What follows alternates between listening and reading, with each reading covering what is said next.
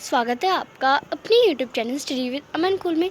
तो आज की इस वीडियो में हम कोर्स स्ट्रक्चर क्लास 11 का देखेंगे, जो कि आपका 2024-25 वाले सेशन के लिए न्यू सेशन का आपका सिलेबस है, जो कि मैथ्स का आपका सिलेबस है।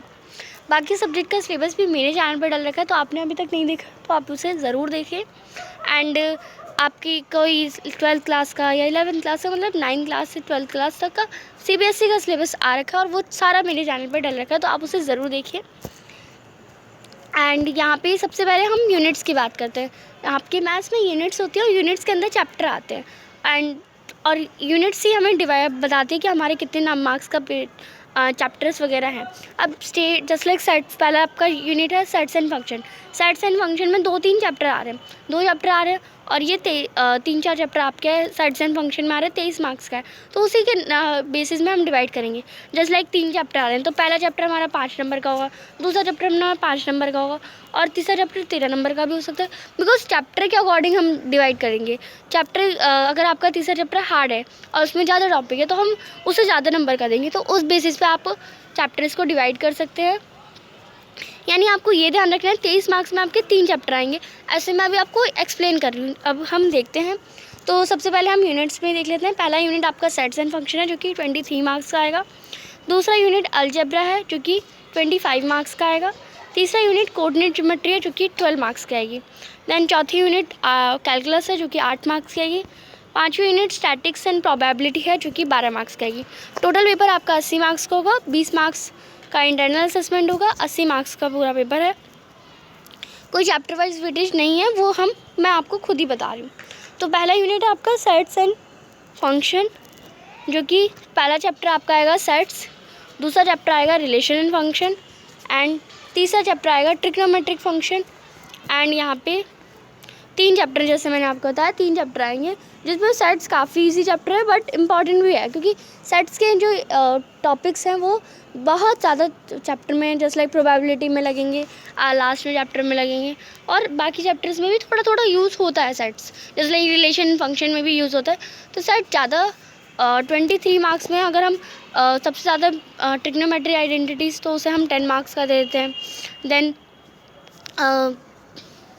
फिर हमारे 13 मार्क्स बचे, तो 6 मार्क्स हम सेट्स एंड फंक्शन को देते हैं और 7 मार्क्स हम रिलेशन एंड फंक्शन को देते हैं।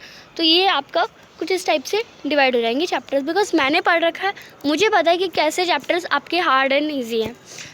नेक्स्ट सेकेंड यूनिट है अलजेब्रा, जो कि जिसमें पहला चैप्टर है complex number and quadratic equation, दूसरा चैप्टर है लीनियर इनक्वालिटीज़, तीसरा चैप्टर है परम्यूटेशन एंड कॉम्बिनेशन, चौथा चैप्टर है बाइनोमियल थ्योरम एंड पांचवा चैप्टर है सीक्वेंस एंड सीरीज़। तो ये 5 चैप्टर आपके आ रहे हैं सेकेंड यूनिट में और सेकेंड यूनिट आपकी है 25 मार्क्स की। तो आप इस बेसिस पे भी डिवाइड कर सकते हैं कि 5-5 सबको दे दिया, यानी 5 मार्क्स का हमारा सीक्वेंस एंड सीरीज़ हो गया, 5 मार्क्स का हमारा कॉम्प्लेक्स नंबर हो गया। तो ये सारे चैप्टर इक्वली है, तो वो हम 5-5 से डिवाइड कर देते हैं, तो 5 मार्क्स हमको दे दिया सबको। देन थर्ड यूनिट है कोऑर्डिनेट ज्योमेट्री, जिसमें पहला चैप्टर है स्ट्रेट लाइन, सेकंड है conic section, introduction to 3 geometry and, तो 3 चैप्टर है इसमें।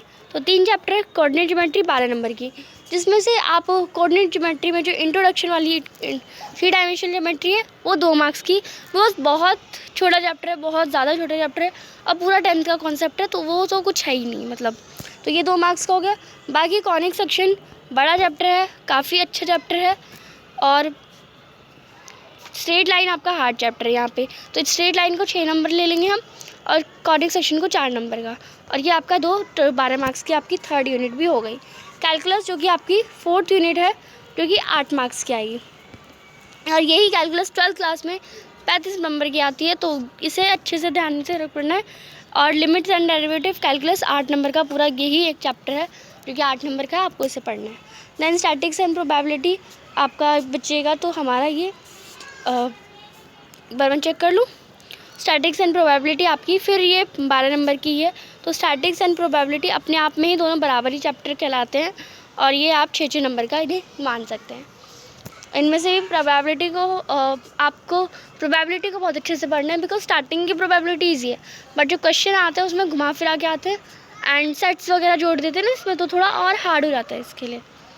तो नेक्स्ट रिमेंबरिंग एंड अंडरस्टैंडिंग के बेसिस पे आपके 44 मार्क्स लगेंगे। अप्लाइंग 20 मार्क्स देखा जाएगा।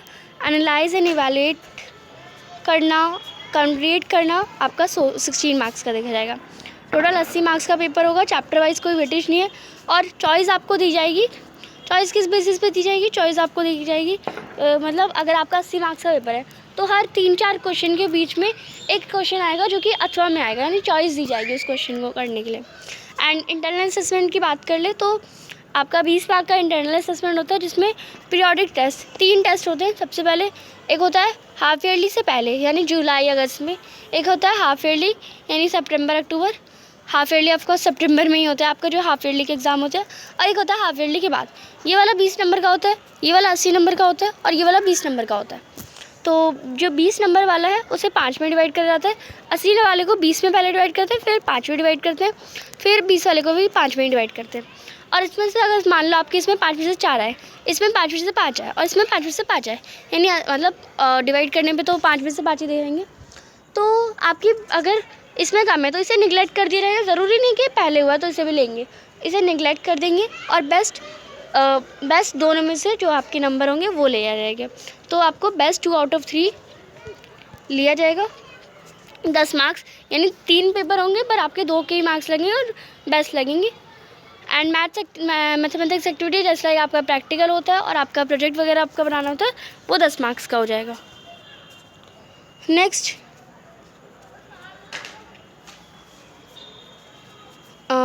यहाँ पे हमारा सिलेबस कंप्लीट होता है। आई होप आपको अच्छे से समझ आ गया हो। चैनल को अभी तक सब्सक्राइब नहीं किया तो प्लीज़ सब्सक्राइब ज़रूर करें। वीडियो अच्छी लगे तो इसे लाइक करिए और दूसरों के साथ शेयर ज़रूर करिए। Thanks for watching. Bye bye guys.